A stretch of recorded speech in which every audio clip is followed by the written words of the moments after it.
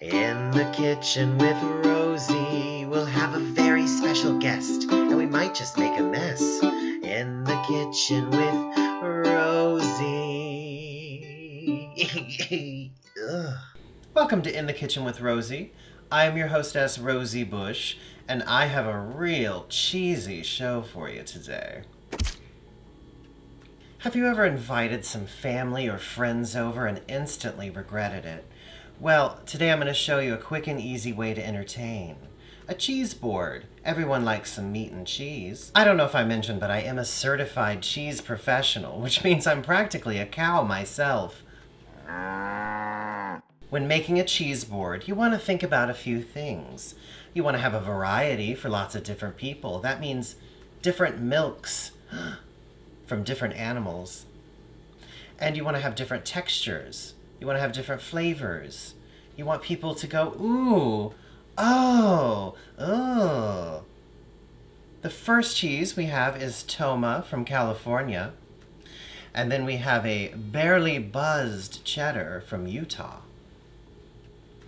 We have a truffle Gouda from the Netherlands. A goat milk Gouda from California called Midnight Moon. A Swiss cheese called Le Marechal. A 12-month-old Manchego.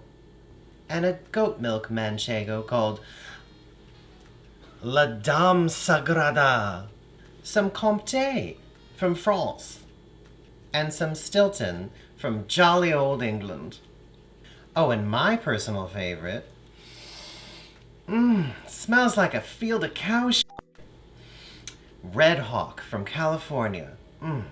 As I said, you do want a variety of cheeses, and it's not just the milk that's being used for the cheese, but how it is prepared. For instance, this one here is a Red Hawk cheese from California. It looks like a brie, but you'll notice all of this mildewiness on the outside. That's because the cheese is washed daily with brine, or wine, or beer, depends on what cheese it is. This gives it a nice, slimy covering of bacteria, which tastes amazing. But it does make it smell like, manure.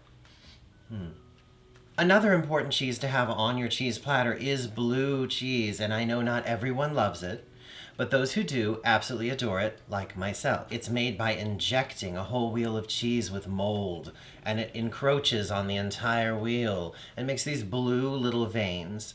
It just tastes amazing to me. Yeah, it's a little ammonia-like to most people, but blue is important to have. Another very important cheese to have is Manchego. Everyone loves Manchego. This is a 12-month-old Manchego, but you can get 3-month, 6-month, 9-month, or full term. Manchego is made from sheep's milk. A lot of people probably don't know that, otherwise they wouldn't even try it. Sheep's milk, though, it tastes like cow milk, but it's more rich, it's fattier, it's even greasier. It's coming off on my hands. Not bad. This one is called Le Marechal. It's a Swiss cheese. Most people think Swiss cheese is just the holy stuff, but that's called Emmentaler. Most of them, they taste like Gruyere or Comté. They're very grassy. They're very cow-like because they're raw milk. Tastes like I'm in the Alps. This one's just fun. Everybody loves cheddar. But have you had cheddar coated in coffee grounds? No, you haven't. It's called Barely Buzzed, and it's from Utah. I love this one. It won't keep you up at night either. So the first thing you're going to do is deftly take the cheese and put it on a platter. Don't use a knife. To make a successful cheese platter, we need to arrange the cheese on the platter in a lovely, eye-pleasing way. So I'm just going to take some various shapes and sizes and textures and arrange them on the plate. I just put the whole piece of cheese down. I don't really see a need to cut it up for people. They can get the size that they want. When you have something like this rind is inedible. Just take it off. If you have a huge piece of cheese like this, just cut it in half. You can save the other half to eat on the toilet later. You want a variety of instruments to cut cheese with. Just put some knives on the board. You know, make sure people don't cut themselves, though. The next thing you're going to do is get some crackers from the store, a variety pack. Just spread them around the outside of the plate, like so. Make people dig for what they want, like a treasure hunt. So the last thing that you're going to want on a charcuterie board is the meat. So I just went to the deli and had them slice this fresh for me today.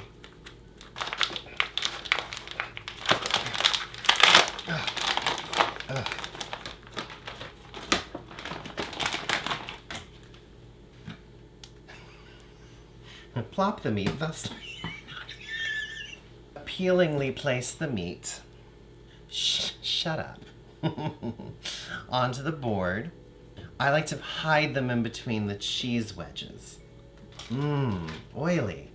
If you're feeling a little feisty, you can make little flowers out of the meat too and shove them in between.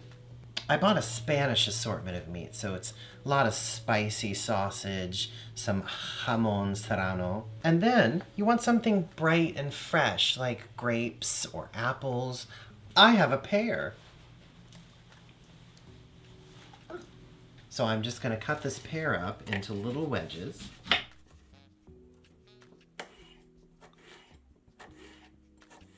We're just going to take and fan it out. Just in little spots here and there.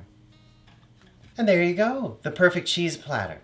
To entertain guests, eat by the pool, or in the tub with a bottle of Percocet. As you'll notice, there is no brie on my board, as I am not basic. I'll be enjoying my cheese board with Portlandia Rosé. Thanks, Portlandia. And that's what I like on my charcuterie board.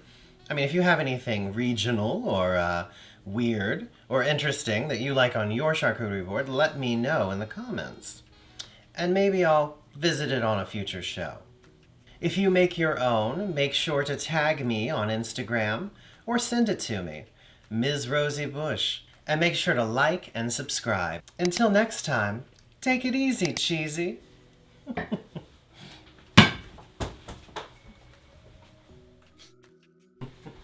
Oh, the cheese. I know. I'll eat it. Don't you worry about that cheese. I'll eat it. Oh, okay. Now I have a third boob, but it's fine. I have a pear. Go ahead. Did it go further? No. I couldn't find it. All right.